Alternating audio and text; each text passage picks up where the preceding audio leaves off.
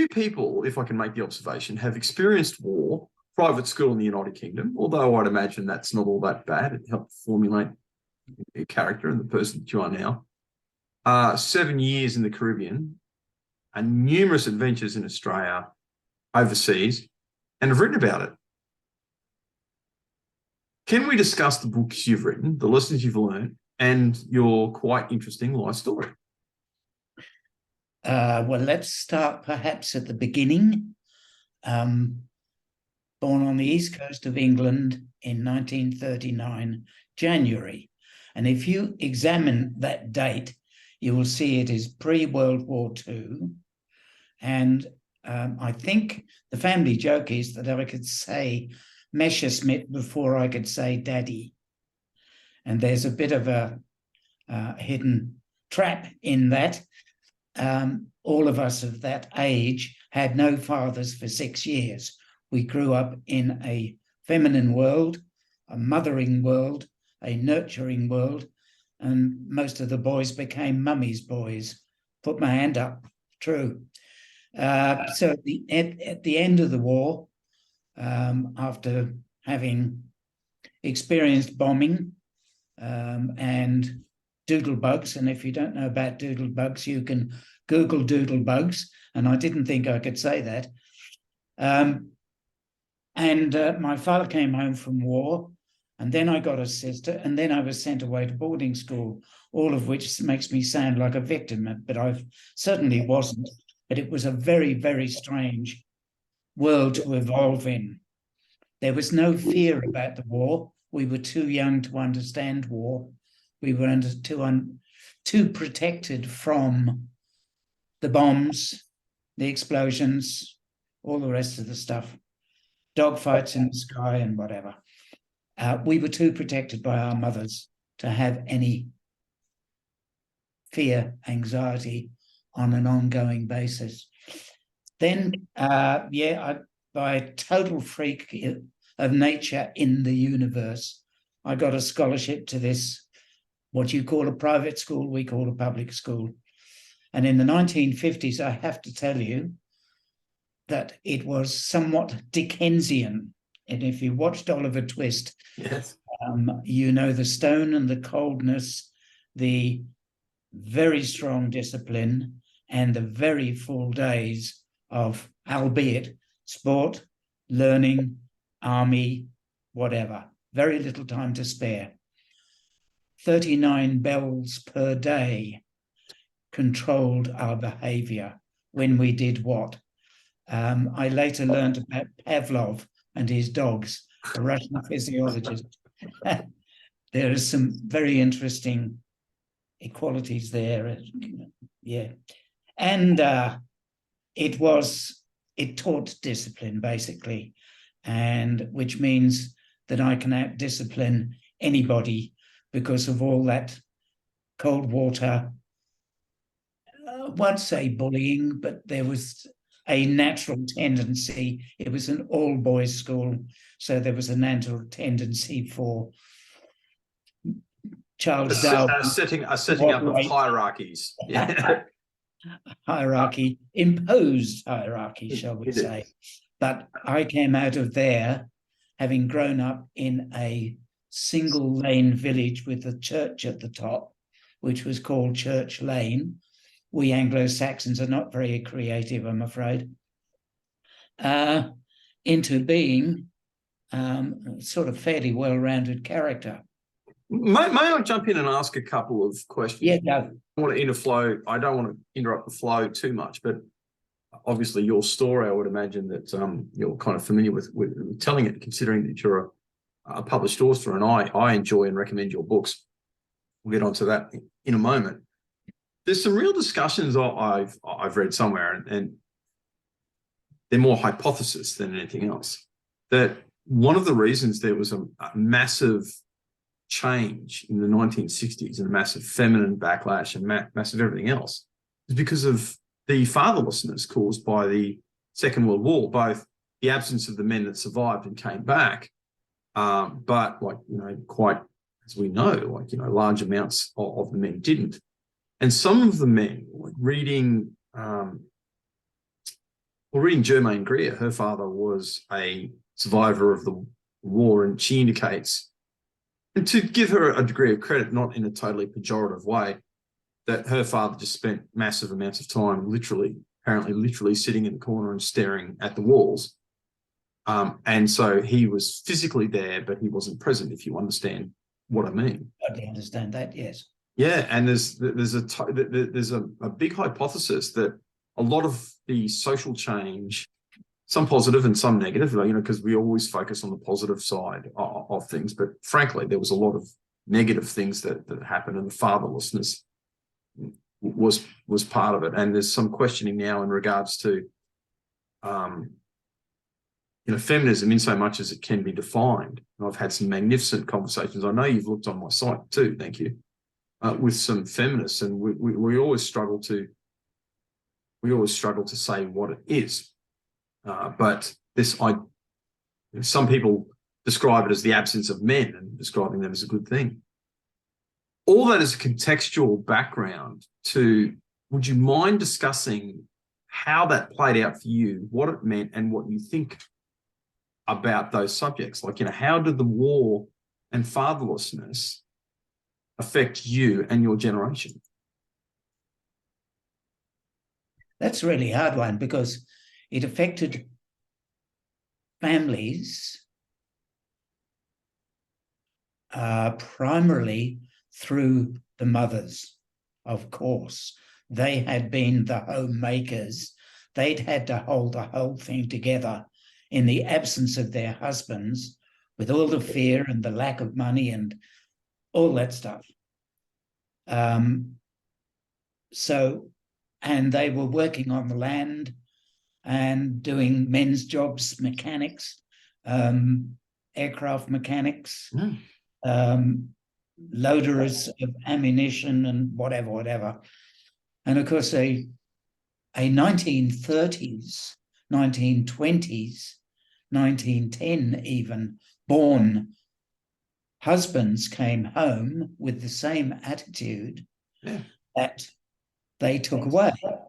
But the world had changed, and the women had done all these things and not just been nurses and secretaries and whatever they were supposed to be. So there was a considerable backlash from the ladies who were not about to be taken over, and the Victorian ethos of male-dominated society. They put their little fingers up and said, "Excuse me, no," for possibly the first time in 100 years or more. And then along came a new generation, my generation, with Flower Power and Pot and the Beatles and Zen and all the rest of the stuff. There's an interesting personal thing here in that my mother played piano and taught piano, and she wanted to teach me piano. But it became very obvious that this was yet another controlling feature, so I decided to learn the violin. So I was quite successful at this, I have to say. I led the school orchestra all the time I was there, won prizes and da-da-da-da. But, of course, she asked me the last time I went home, when she was about 101, "Do you still play the violin?" And I said, "No, I don't." And she got quite upset about that whole thing, because she had worked very hard to get me to do this. But the revolution had come along, and the violin had its strings all snapped, all four of them, only to become a guitar. And it was the guitar revolution. If you think of the Beatles and et al., the guitar ruled the roost. And she had no idea that there had been this incredible revolution in music, and that I was no longer the chief violinist or even a soloist. There was just too much competition for that to happen, and the whole thing just swung around. So post-war was really interesting. It didn't start livening up until maybe 1958, 59, into the 60s. And this was London I'm talking about now, of course. And we still had rationing up until 1952, I think. Yeah. It was tight. It was, there weren't any fat people about at all. We had to grow our own vegetables in the back garden and so on and so forth. But anyway, along came the guitars, along came the bands, along came the groups and the pot and all the rest of the stuff. And that was the revolution. Can you discuss both the positive and the negatives again? Because it's really looked back on it and it's become incredibly politicized. I can understand why. People kind of like people who are inclined to the left, like, oh, magnificent times, the best of times is this magnificent progress. And undoubtedly there was magnificent progress in some areas. But now we're starting to look back on it and kind of think, well, considering that, especially, and I'm coming back to fatherlessness for a reason, because I've just come out of the Queensland Police Service, and disproportionately a lot of the social issues that I dealt with, I felt anecdotally, and it's backed up to a certain degree, and there are certain qualifications to that, by the literature, that a lot of these problems are caused by fatherlessness. And I don't think it's any coincidence that you had the massive, swift, revolutionary change that one had in the 60s, and the fact that there were no men present. So I'd really like to, if you don't mind, and I know it's not planned, but I really wouldn't mind delving into your perspective and your experience of this, how it's played out both in the positive and the negative. Again, without being judgmental, it's like, it's not. Yeah, well, make a definitive judgment. No, my societal and cultural, societal experience is reasonably limited, because in 1965 I moved out of London. I'd been there for 3 years and I hated every minute of it, because I'm a country boy.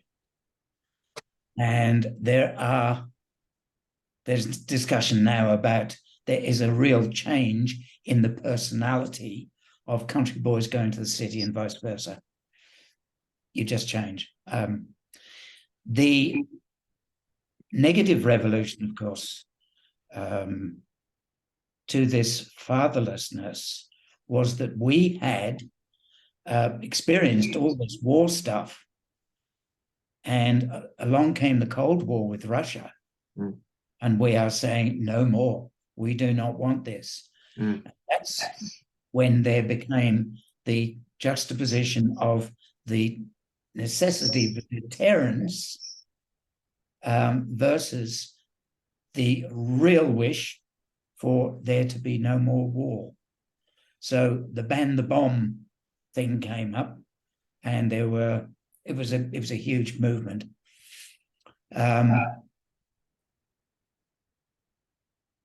I was in London, and it was the beginning of Beatles and whatever. When was I there?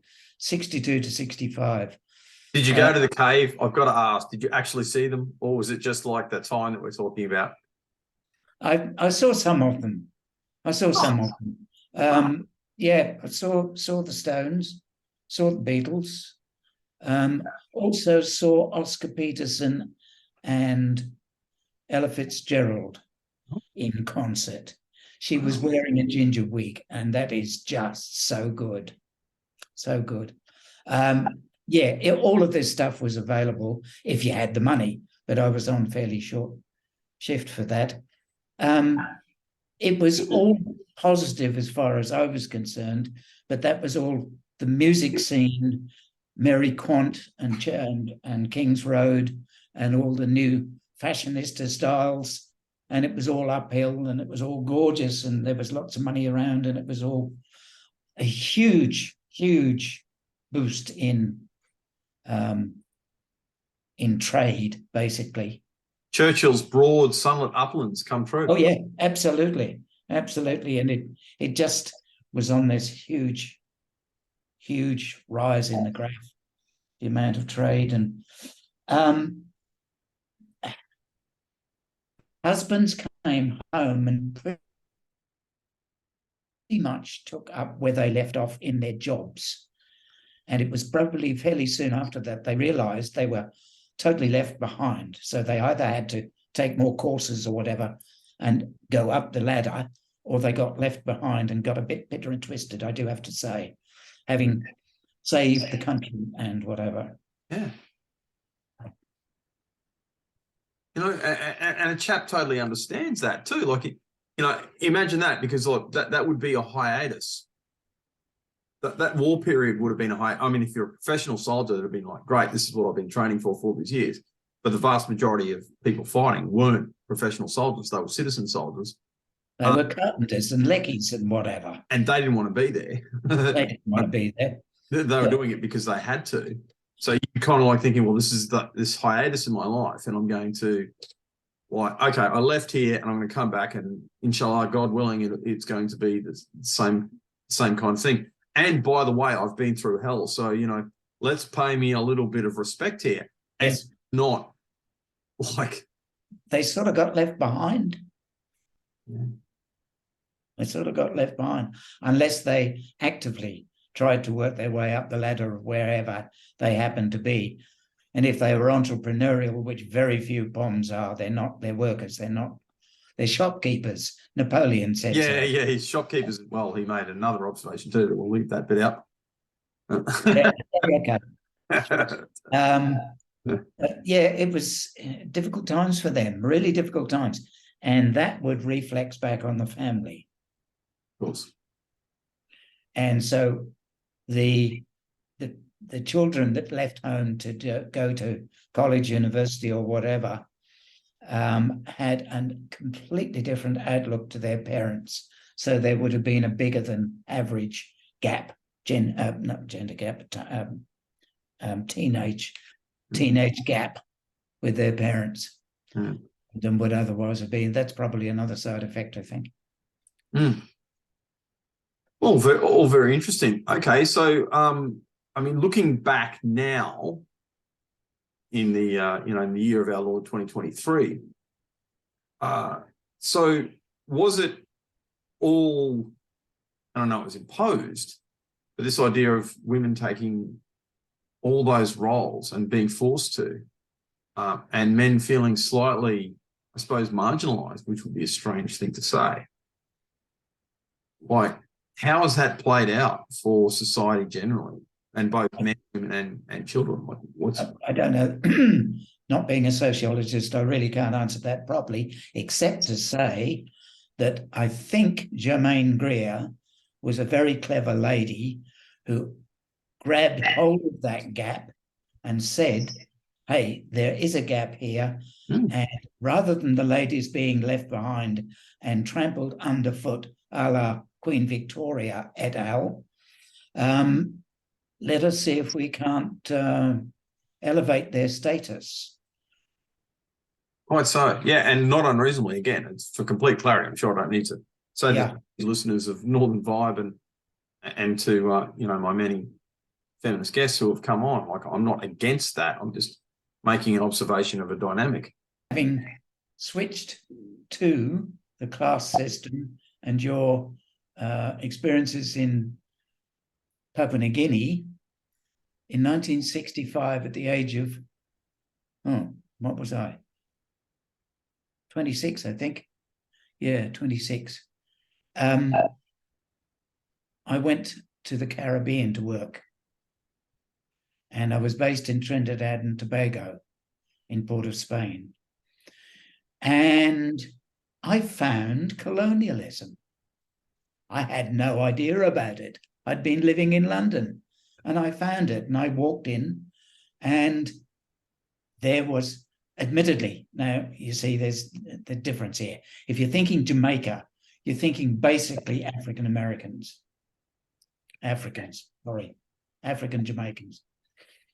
If you're thinking Trinidad, you've got Africans, Indians, Chinese, Europeans, right? So it's a mixed bunch, a really mixed bunch. But there was this, a little bit of this. And I thought to myself, this is not right. That's not healthy. Do this. I cannot do this. I'm an Englishman, not an Australian. you have a lead on this. And I have had the class system. So my determination was to have full respect unless the opposition decided they didn't want that. They wanted disrespect. So my 7 years there, where things had changed very, very much between 65 and 72, socially, Black Panthers came down from New York and tried to exert some political pressure and stuff like this. Did I have racist views against me? Yes, I was spat on in the streets occasionally, shouted at and sworn at and whatever. But hey, it's what it was. They were not reacting to me. They were reacting to the whole political thing for a couple of 100 years or whatever. Slaves brought, plantations, all that sort of stuff that's going on at the moment. I had basically no problem at all with racism, apart from the odd street attack. But no, I had really good friends. I had good communicators. I had really good drinking buddies until I got married, and then that was a whole different ballgame. Yeah, but I think the sense of humour which comes through your writing, and you discussed, and you stated, was kind of like assisted you in your tough schooling days too. That would have helped. Yeah. Well, you got to do that, and you've got to learn from them. It took me 18 months to learn how to speak Jamaican, but I was only going there for 5 weeks at a time.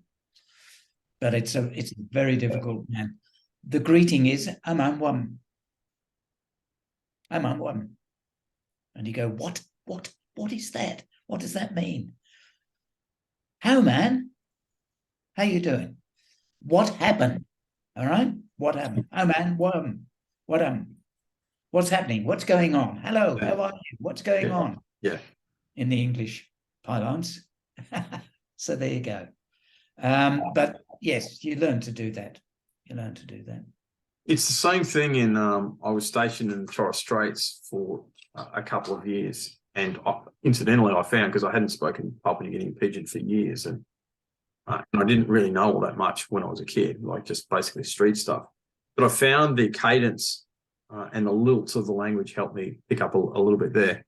And the greeting in Torres Strait Creole is which way, which is a generic, it's a generic question. And it's really kind of funny, but it's used in other contexts too. So it's like you say, hey, which way, Matt? Same way. Well, I'm good, whatever. But you can, because it's a generic question. So it's like, if you want to ask where someone is, this way, which way, Chris? Where am I? My publisher, whose name is Ocean Reeve, who's in Brisbane, and he runs a full publishing house with printing facilities and stuff. And he's a lovely bloke. That's my bio. Those are little cottontail tamarins, and that's a bio.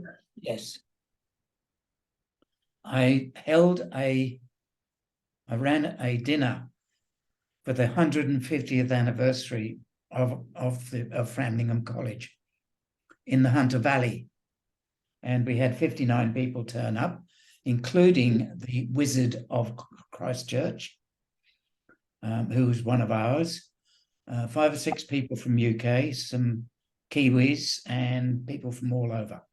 And it was just brilliant. We had a whole weekend there. There was a lot of golf, huge amount of wine drinking and stuff like that. And it was really nice.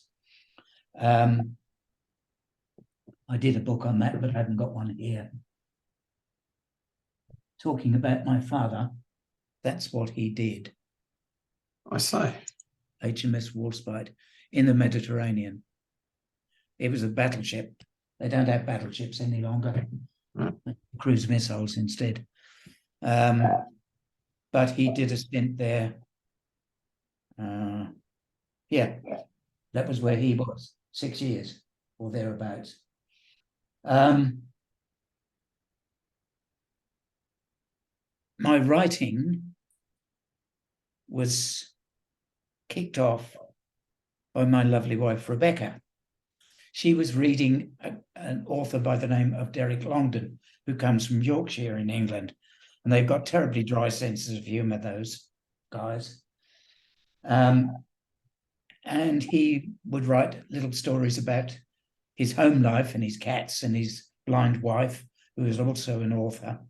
And they were really, really funny. And she would laugh and giggle when she was reading them. And so I banned her from reading them on public transport or in bed.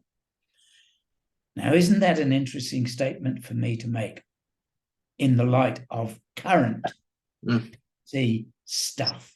I banned her. Listen to that. In truth and in fact, we've had a 30-year relationship with no arguments at all. The banning was a mutual understanding of why this should happen, and it was totally accepted, no problem. And I thought to myself, well, if Derek Longden, a Yorkshire man, can write a story that makes her laugh, maybe I could too. And I wrote a little story called Happy Anniversary. We had 3 cats at the time, and I just made up a story about the 3 cats. And it made her laugh, and I got applause from that. And there is nothing stronger for motivation than a little bit of an applause and some stroking. So I continued writing. And I think the 3rd book I wrote was called Hey Guys, Here's How You Get More Nookie, which was designed as a fishing bait to bring in the blokes, to say, well, that's a really good idea. How do I do that? It's actually trying to teach blokes what women actually want from a serious relationship with their man, whether married or partnered, it doesn't matter at all. And you say to the bloke, what does your wife want? And he'll give a little bit of a grin and a, hey, yeah, righto. And they're totally wrong. The 3 priorities for ladies, and you can do this as a party trick, trust me. They need respect, which equals trust. They need communication, and they need security. Now, you can write that down, and any audience, you can challenge the ladies. What are the 3 things that you want most out of your serious relationship with a bloke? And this is specifically blokes, because I don't think it pertains to lesbians. And they will say, you're a man, you can't possibly know this thing. And so you show them like this. You were challenging me. I was going to say, what precisely qualifies you to say this with such confidence, Chris? But sorry, I was going to precisely qualifies you to say this with the degree of confidence that you seem to be asserting these things, Chris, but do go on. A divorce. Oh. I got it wrong. I didn't do all the right things. So I made it my business to find out what it was. And a million words with your next wife will sort that out very nicely. And I thought this information is too good to hold on to. So I sort of wrote it all down, and that was the book that came out of it. That was the first book with the little Happy Anniversary story in it, which incidentally was published in the Weekend Australian, a little time later. That was the only other one that is of real significance. My New Country, which was about the trials and tribulations of a Trinidad wife, a 3-month-old boy child, and myself as a homme via Caribbean coming to Australia and living in Clifton Beach. Obviously, the lessons that you've learnt through life are related to the books, but would you mind discussing some of these books?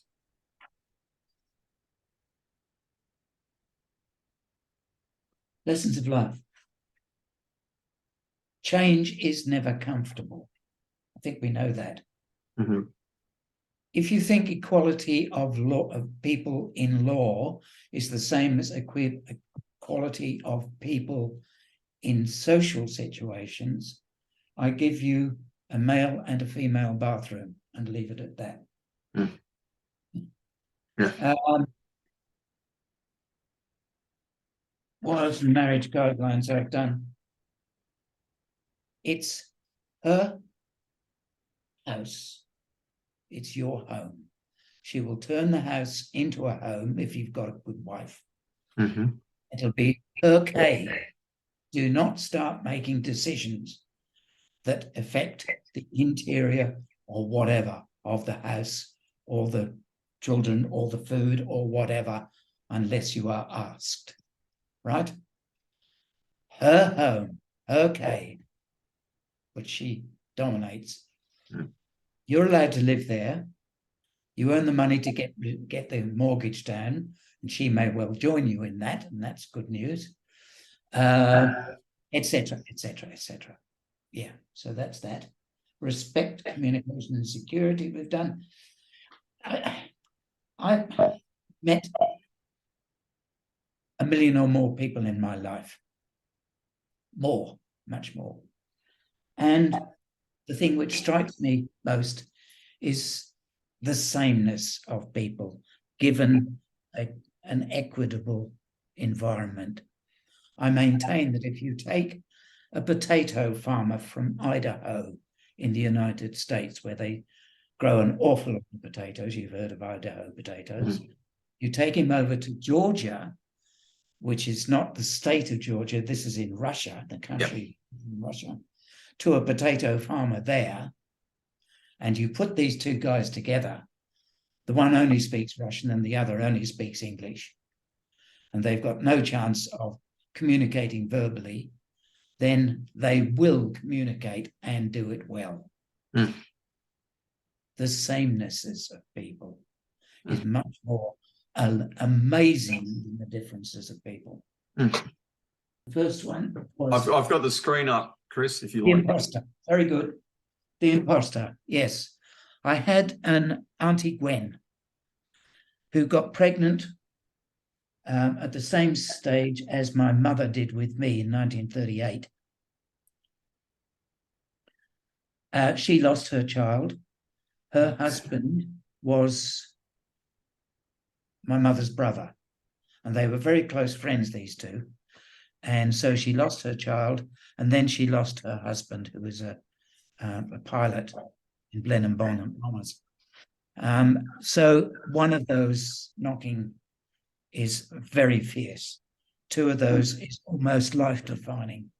So I wanted at one stage of the game, I don't know where it came from, I wanted at one stage of the game to write her a happier life. It happened in World War I instead of World War II, in fact. He became a sniper, not a pilot. He got a very strange identity problem at the end of the war. And did he get back together with his wife or not? We shall find out when we read the book.